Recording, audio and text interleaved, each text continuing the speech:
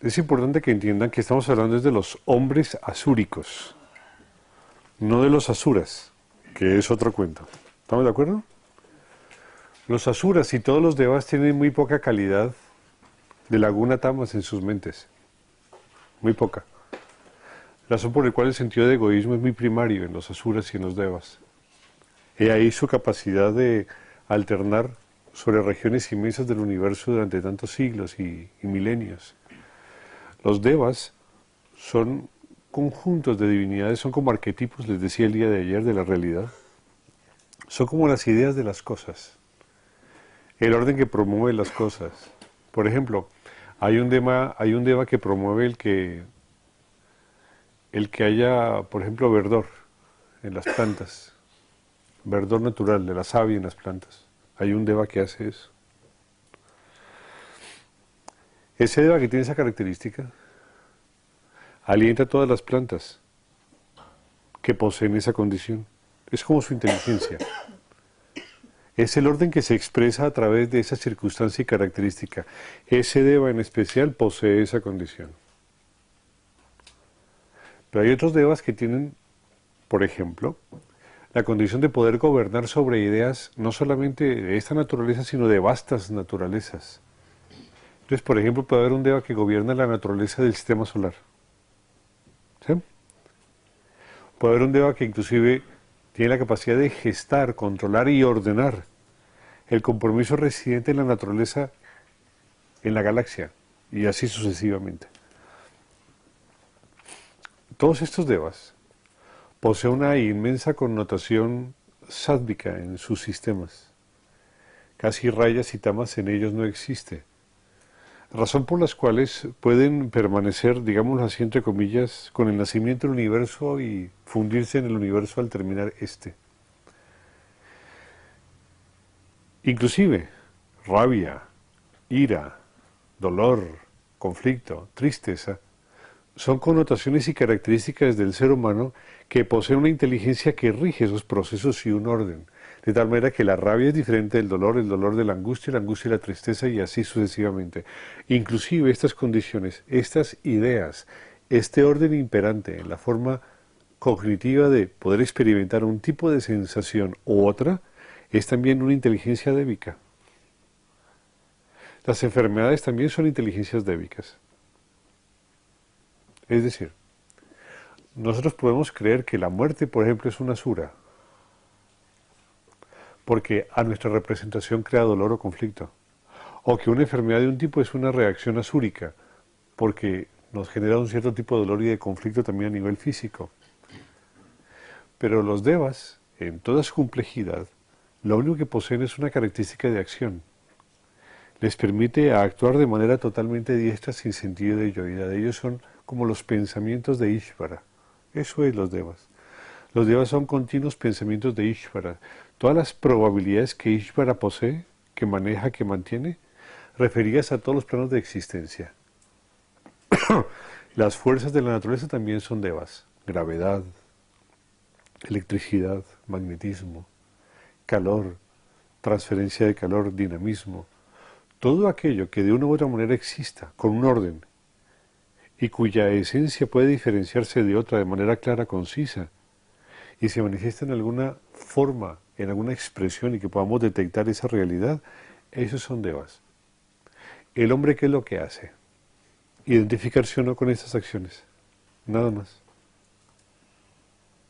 El hombre no crea nada ni destruye nada. El hombre lo único que puede hacer, la línea humana lo único que hace es identificarse o no con el entorno que lo rodea y con su propia experiencia. Más allá de eso, el ser humano no hace nada. No.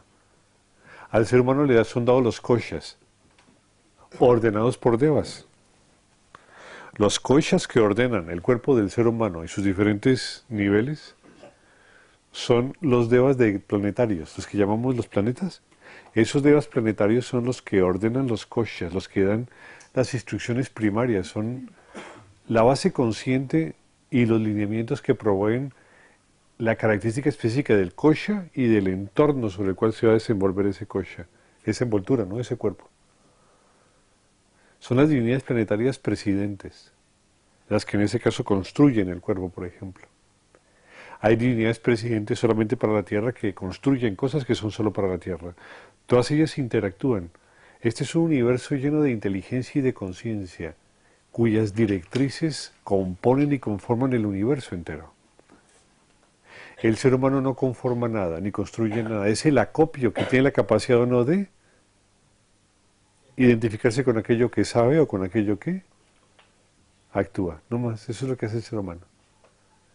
Sus coshas les son dadas, le ha dado su cuerpo, les ha dado su prana, les ha dado su mente. El ser humano no construye nada para sí. Le es dado el entorno donde se construye, donde se realiza, donde se desarrolla. Le es dado el entorno donde va a generar aprendizaje. El ser humano no construye nada. Para poder sobrevivir y subsistir, los sistemas funcionan por el orden mismo kármico. Ni siquiera él los controla y los maneja. El ser humano solamente tiene una capacidad inmensa, es identificarse o no. Si se identifica, sigue en el rol del juego kármico. Si no se identifica, sale inmediatamente del juego del rol kármico. Se identifica y entra en samsara. Cesa la identificación y sale de samsara.